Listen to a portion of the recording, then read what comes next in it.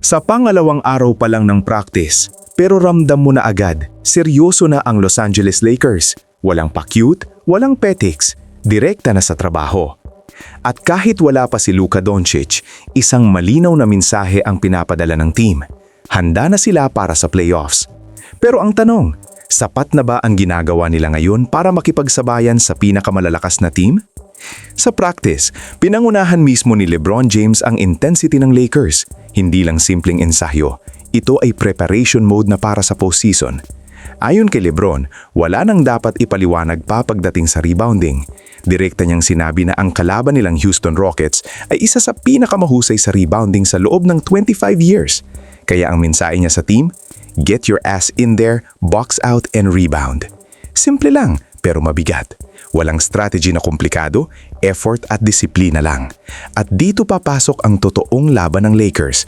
Kasi kung hindi nila kayang sabayan ang physicality sa ilalim, mahihirapan sila sa playoffs.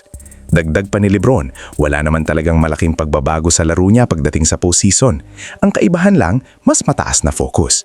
At importante to, kasi sa playoffs, hindi ka nahaharap sa iba't ibang teams.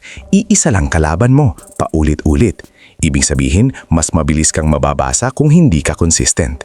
Samantala, may magandang balita sa kampo ng Lakers. Unti-unti nang bumabalik si Austin Reeves mula sa kanyang oblique strain. Sa mga nakaraang araw, free throws at three-point shooting lang ang ginagawa niya. Pero ngayon, nakikita na siyang gumagalaw sa loob, nagwo-work sa key. Maliit na progress pero malaking tulong to lalo na sa rotation. At kahit wala pa si Luka, makikita mo na hindi umaasa ang Lakers sa isang tao lang.